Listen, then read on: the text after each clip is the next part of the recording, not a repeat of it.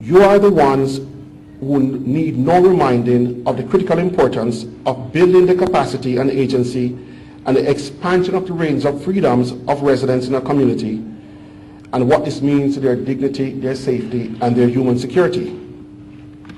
Your facilitation and your partnership with Jsif have allowed communities to become places that residents can anchor and platform their aspirations and ambitions, and in so doing, become places that residents have reason to value and sustain. This is very important. Places that residents have reason to value and sustain will mean that they will invest in its protection and its revitalization. Jsif and its partner organizations have always understood and practiced this with the clarity it deserves and the recognition that this is a very important end goal of the development exercise. Vision 2030 conciliates around 4 national goals, and I just want to identify them because I think they are at the heart of the theme of today.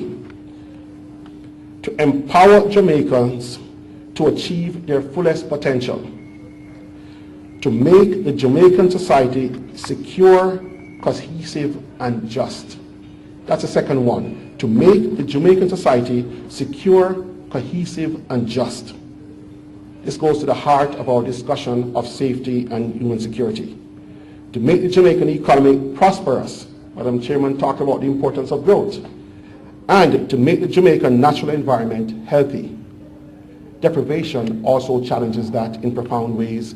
Someone who is deprived is not interested in hearing about global warming or trying to hear about, that they're living in a riverbed. It just is not.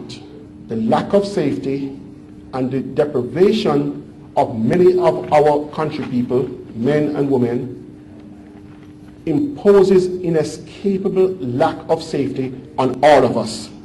Safety and human security are what we call the end goals of development.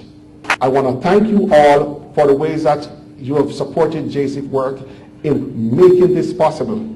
All of their work has been about improving human security and safety for all of our residents, whether it be in crime and violence, or whether it be in environmental protection, or infrastructure, or access to ways that improve their deprivations. These are very, very important hallmarks and tenets of how we can build a better society. I know Vision 2030 speaks to these things as aspirations. Jsif and its partners make this a reality. Thank you very much for this reality, and I look forward to working with you in the future.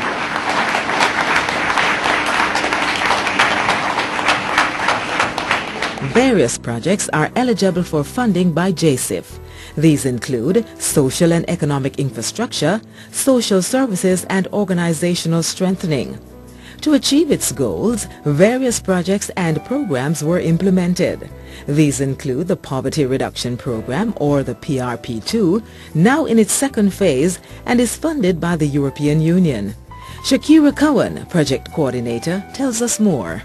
We have received 11.6 million euro, of which we will use to implement 25 infrastructure sub-projects that will either involve construction, rehabilitation, or equipping of basic social infrastructure in our most deprived communities. We also have a grant of low amount scheme that will seek to empower community-based organizations through their own implementation of their very own project ideas. To date, we have actively supported 15 of these grants of low amounts, and we have been very, very, very happy about the responses to date. The PRP2 will close in 2012, but we hope that through the types of interventions that we have supported, that it will engender continued capacity building in these communities, and that they will also continue to seek other sources of support for their own community development. Where there's social deprivation, where there's disorder, where life is on the edge, there's crime. And as a consequence, the partnership that we have engendered with Jsif and other stakeholders have allowed us to empower people in their communities, improve the social conditions, improve the educational opportunities and social benefits.